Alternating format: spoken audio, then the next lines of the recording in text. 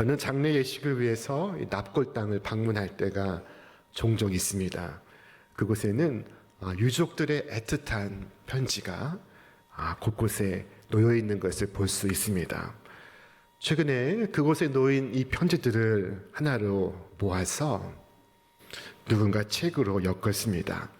이 책에는 남편을 먼저 보내는 슬픔에 잠긴 아내의 편지가 담겨 있습니다. 여보, 당신이 내 곁에 없다는 것을 부인하고 또 부인하면서 당신을 부르다가 어느새 눈물이 고이곤 합니다. 정말 외롭고 힘들 때 당신이 남긴 목소리를 들으며 펑펑 울어보지만 아직도 시원하게 울지 못했습니다. 언젠가는 목 놓아 울어보고 싶습니다.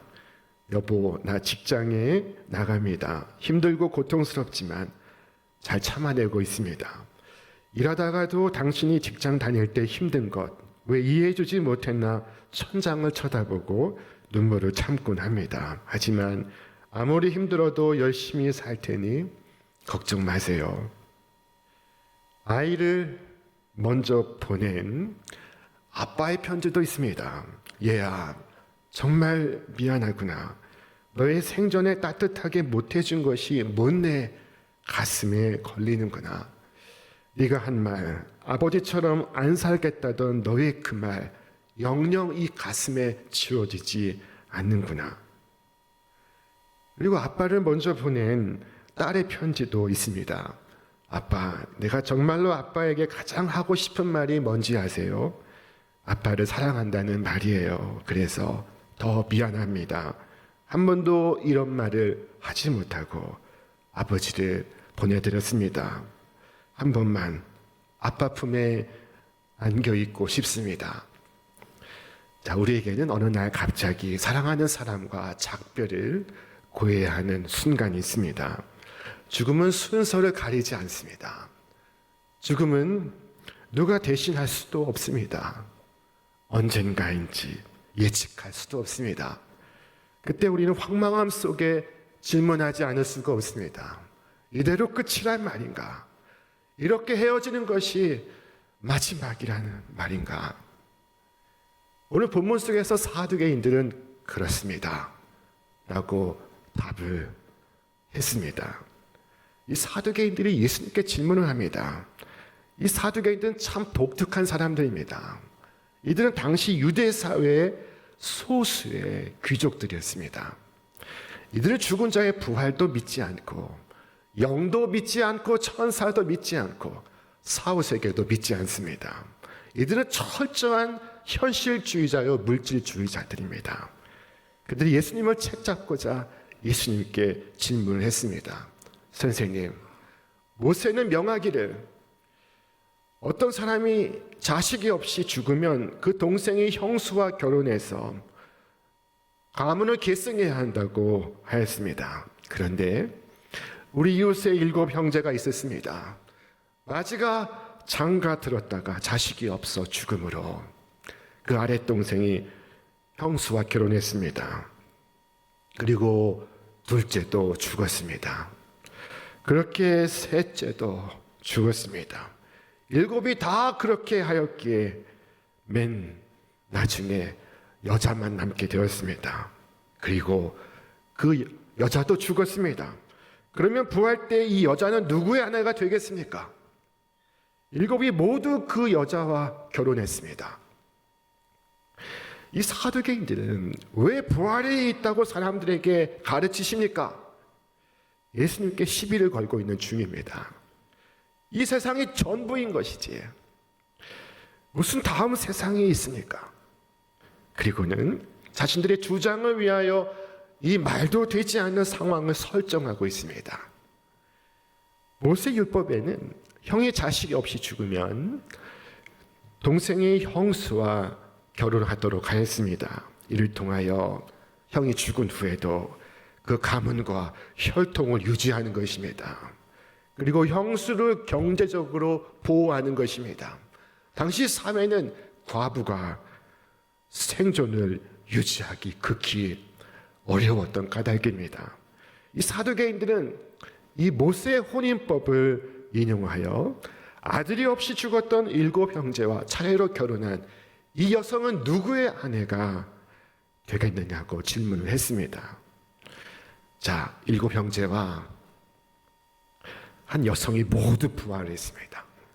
그러면 이 7 형제와 결혼한 이 여자는 누구의 아내입니까? 만일에 부활이 있다고 하면 이렇게 말도 안 되는 일들이 벌어지지 않겠느냐는 것이 사두개인들의 주장입니다. 부활을 믿는 것을 어리석고 우습게 만들고 있습니다. 그러므로 부활은 있을 수 없으며 있어서도 안 되는 것입니다. 여러분, 결론적으로 말씀을 드리면 이런 논리로 부활이 없음을 증명할 수 없습니다. 내가 이해하는 것은 아주 작고 나의 이해 한계는 너무도 크다는 것을 우리는 알아야 합니다. 여러분, 생명의 신비는 얼마나 놀랍습니까? 저는 첫 번째 아이가 태어났을 때 그 대학병원의 분만실에서 아이의 탯줄을 끊고 그 아이를 품에 안았습니다. 저는 이 생명의 경이에 충격을 받았습니다. 하지만 이 아이의 출생만 신비한 것이 아닙니다. 아이의 성장에도 신비가 있습니다. 갓 태어난 아이가 사람이 될지 어떻게 알 수 있습니까? 당시로서는 상상이 되지 않습니다. 그러나 뼈는 뼈대로 자라고 몸은 몸대로 자라고 정신은 정신대로 자랍니다. 참으로 신비한 것입니다. 들에 자라나는 식물을 보시기 바랍니다. 작은 씨앗 하나 심겨져 싹을 틔웁니다. 그 작은 씨앗 속에 나무가 있고 숲이 있습니다. 그런가 하면 작은 애벌레가 나비로 변화하여 팔랑팔랑 하늘을 나는 것을 보십시오. 이 변화의 과정이 얼마나 놀랍고 신비합니까? 이 땅의 생명이 이처럼 신비하고 놀랍다면 부활의 생명은 이보다 훨씬 더 신비하고 놀라울 것입니다. 하지만 사두개인들은 자신의 논리와 이성이 이해하는 한도 내에서 성경을 믿고 하나님의 능력을 믿고 있습니다. 자신을 과대평가하고 하나님을 과소평가하고 있습니다. 예수님은 사두개인들에게 너희가 성경도 하나님의 능력도 알지 못함으로 오해함이 아니냐 라고 말씀하셨습니다. 이 성경을 알지 못하는 것과 하나님의 능력을 알지 못하는 것은 서로 다른 말이 아닙니다. 같은 말입니다. 태초에 하나님이 천지를 창조하시다. 이 하신 말씀을 이해하지 못하면서 하나님께서 어떻게 새롭게 만물을 만드시는 것을 이해할 수 있다는 말입니까? 주께서 그들에게 말씀하셨습니다. 나는 아브라함의 하나님이요 이삭의 하나님이요 야곱의 하나님이로다 하신 것을 읽어보지 못하였느냐? 하나님은 죽은 자의 하나님이 아니요 살아있는 자의 하나님이시니라. 하나님은 죽은 자의 하나님이 아니십니다. 하나님은 살아있는 자의 하나님이십니다. 아브라함도 살아있고 이삭도 살아있고 야곱도 살아있습니다. 하나님께는 모든 사람이 살아있습니다. 이 사두개인들은 죽음 이후의 삶을 믿지 않고 있었습니다. 그들은 2000년 전에 살았던 유물론자들이었습니다. 하나님을 믿는다고 하지만 그들은 영을 믿지 않습니다. 그들은 부활을 믿지 않습니다. 그러나 부활은 있습니다. 내가 믿지 않는다고 해서 없는 것이 아닙니다. 내가 없다고 해서 없는 것이 아닙니다. 주께서 친히 말씀하셨습니다. 나는 부활이요 생명이니 나를 믿는 자는 죽어도 살겠고 무릇 살아서 나를 믿는 자는 영원히 죽지 아니하리니 이것을 네가 믿느냐? 그러나 사두개인들은 철저히 현실적이었습니다. 그들은 세속적인 욕망과 탐욕으로 가득했습니다. 이것이 부활을 믿지 못하는 이유입니다. 그런데 문제는 요즘에도 이 부활이 없다고 주장하는 현대판 사두개인들이 많다는 것입니다. 당신 소원이 무엇입니까? 라고 묻는다면은 대답을 합니다. 저는 큰 소원 없습니다. 큰 바람이 없습니다. 그저 가족 다 건강하고 아이들 공부 잘하고 남편 사업 성공하고 행복하게 사는 것입니다. 오직 이렇게 믿고 바라며 살아간다면 그는 사두개파 소속으로 살아가는 것입니다. 여기에 영원한 삶의 소망이 어디 있습니까? 이 사두개파인들은 하나님을 믿는다고 하면서도 부활을 믿지 않습니다. 오늘도 믿는다고 하면서 믿지 못하고 소망한다고 하면서 소망하지 못한 이들이 많습니다. 하지만 부활은 있습니다. 부활은 삶의 연장이 아닙니다. 부활은 완전히 다른 세계입니다. 주께서 말씀하셨습니다. 우리 함께 읽겠습니다. 부활 때에는 장가도 아니 가고 시집도 아니 가고 하늘에 있는 천사들과 같으리라. 구속받은 성도는, 구원받은 성도는 하늘의 천사들과 같을 것이라 말씀하셨습니다. 어떤 점에서 천사들과 같을까요? 저는 천사와 같은 삶은 사람을 미워하지 않는 삶이라고 믿습니다. 이 독실한 크리스찬인 미국의 대통령 링컨은 여러분 그 얼굴이 미남이 아니었다고 합니다. 하루 링컨이 사람들 앞에서 연설했습니다. 그때 상대편 당의 사람이 벌떡 일어나서 그를 향해 손가락질하면서 당신은 위선자요 라고 외쳤습니다. 당신은 두 얼굴을 지닌 위선자요 라고 외쳤습니다. 이것은 굉장히 모욕된 언행이었습니다. 어떻게 연설을 하고 있는 대통령에게 두 얼굴을 가진 위선자라고 말할 수 있습니까? 그러나 그때 링컨이 이렇게 대답했습니다. 이보시오, 내가 만약 얼굴이 두 개라면 왜 하필 이 중요한 자리에 이 얼굴을 가지고 나왔겠소? 그 이 말에 모여있는 모든 사람들이 웃음으로 가득했습니다. 천사와 같은 사람은 사람을 미워하거나 증오하지 않으며 사람들과 분쟁하지 않습니다. 그러나 그런 그들도 진리에 대하여는 피 흘리기까지 싸웁니다. 용감히 싸웁니다. 미가엘과 그의 천사들이 용과 싸울 때 용이 패배하여 하늘에서 쫓겨났다는 것을 성경에서 읽어보셨습니까? 우리 같이 읽겠습니다. 하늘에 전쟁이 있으니 미가엘과 그의 사자들이 용과 더불어 싸울세. 용이 패배하여 이 땅으로 쫓겨납니다. 진리의 싸움은 오늘도 계속되고 있습니다. 우리는 믿음에 굳게 서서 피 흘리기까지 죄와 싸워야 합니다. 불굴의 용기와 더럽혀지지 않은 양심으로 주 오실 때까지 진리를 지키기 위하여 싸우시기 바랍니다. 그때 주께서 잘했다, 착하고 충성된 종아 라고 말씀하실 것입니다. 사랑하는 여러분, 믿음의 선한 싸움을 싸운 일에 천사를 본받으시기 바랍니다. 그리스도의 대의와 면류관을 위하여 싸우시기 바랍니다. 천사와 같은 삶은 어떤 삶입니까? 성경은 사람들을 섬기기 위하여 천사들이 보냄을 받았다고 했습니다. 자, 우리 함께 읽겠습니다.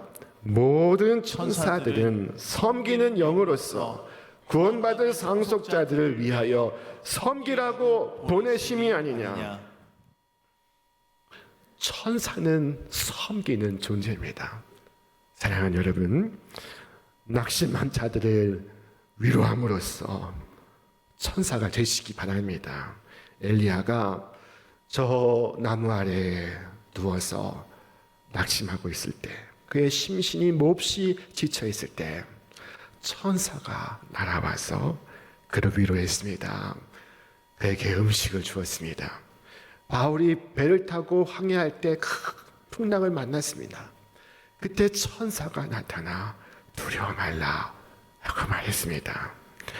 여러분, 하나님께서 여러분을 위로하시는 그 위로로 여러분의 사람들을 위로할 때 여러분은 그들에게 천사가 될 것입니다. 오늘 여러분 가까이에 울고 있는 사람이 있으니까 그에게 다가가 그리스도의 구원을 말해주시기 바랍니다. 이때보다 하늘의 천사를 닮을 때가 없을 것입니다.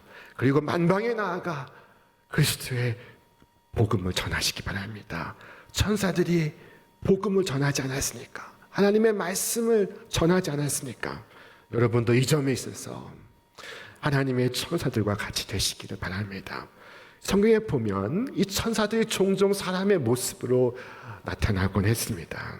오늘도 사람의 모습을 하고 우리 가운데 살고 있는 천사들이 있습니다.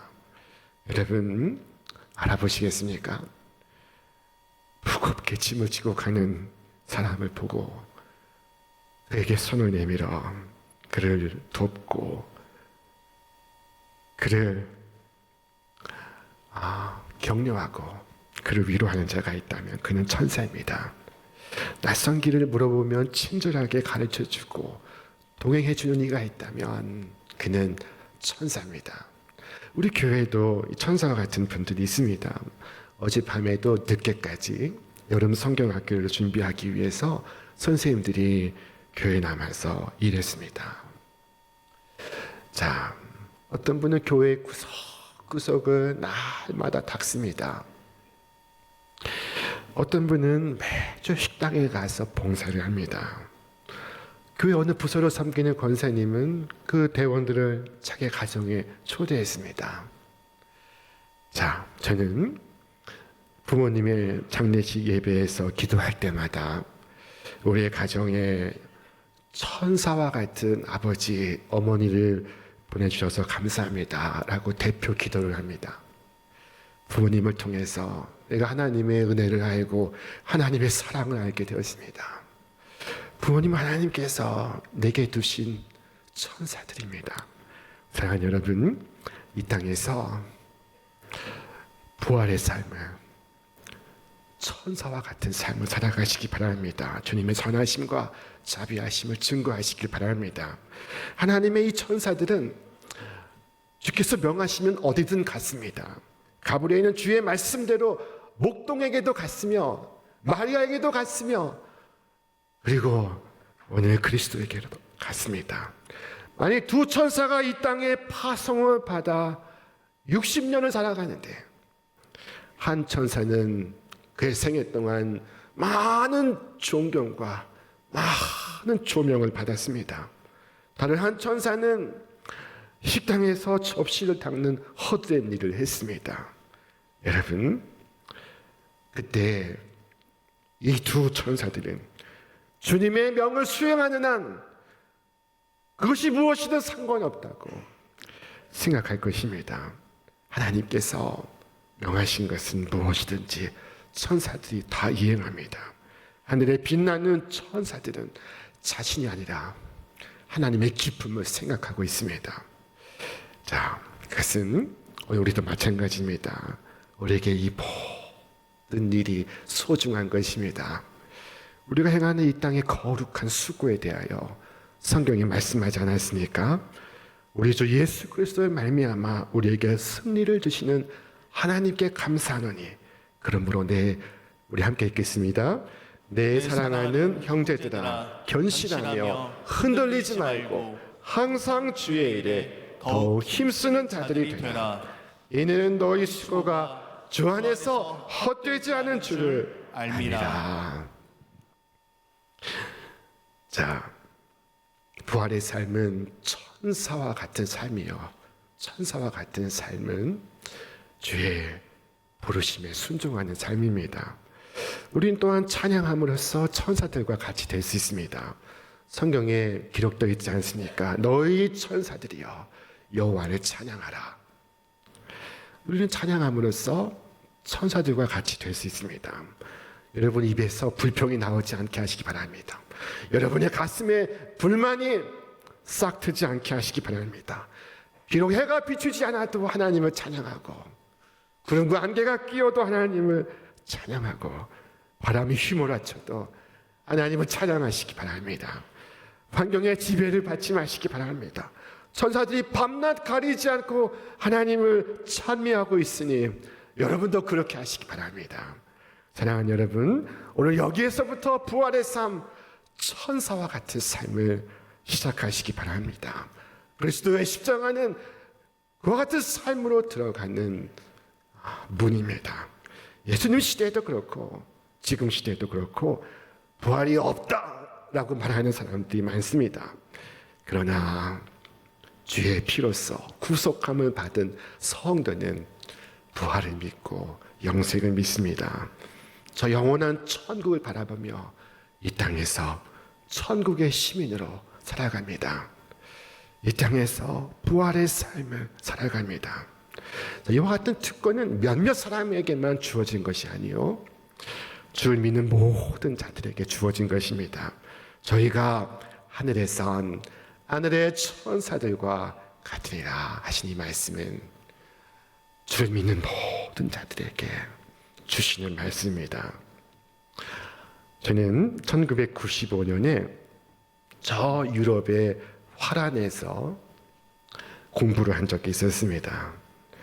그곳에서 공부를 마치고 한국으로 귀국하기 전에 미국의 가족을 만나고 또 캐나다를 경유해서 다시 화란을 거쳐서 그곳에서 한국에 귀국하는 긴 여정을 세웠습니다.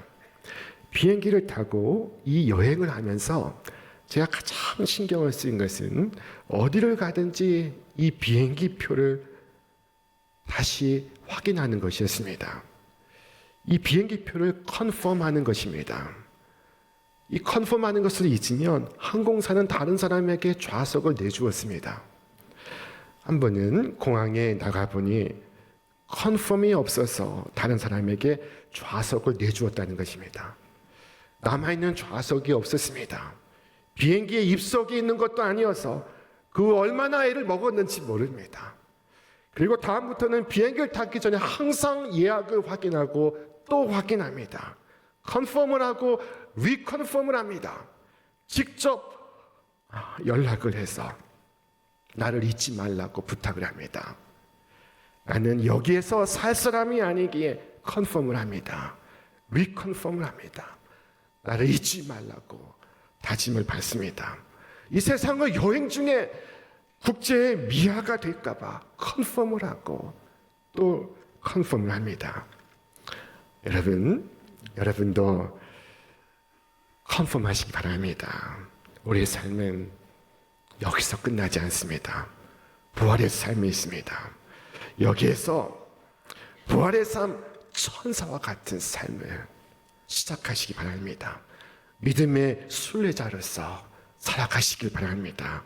천사처럼 사랑하고 천사처럼 진리를 위하여 선한 싸움을 싸우며 천사처럼 섬기고 사랑하고 베풀며 천사처럼 주의 말씀에 순종하고 천사처럼 찬송하며 사시기 바랍니다. 이와 같이 사는 여러분 가운데 하늘의 천국이 임하며 여러분의 삶은 천사와 같이 빛나고 아름답기를 주님의 이름으로 축원합니다. 축원합니다.